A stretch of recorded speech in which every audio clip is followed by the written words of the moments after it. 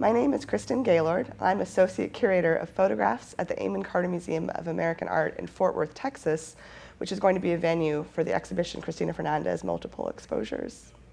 I'm really drawn to the work Space Available #2, although it's hard to sort of even say why at first.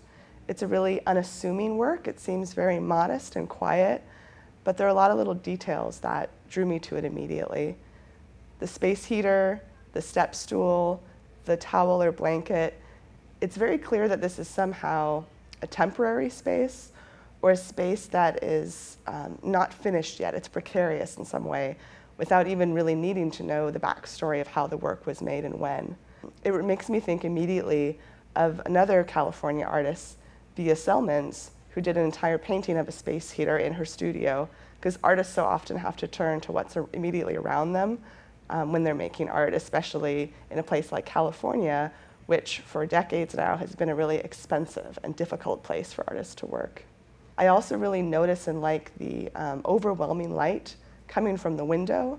You can see that even though the space is quite modest and humble, it still is providing some kind of protection from the bright California light outside.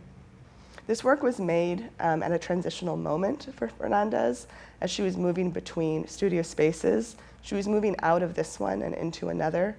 And something else that it makes me think of all of the moves that I've made over my life and how it's never immediate, getting from one space to another right away, but how there's always these transitional times when you're half in a space or half out of a space or maybe half in and out of two spaces at once.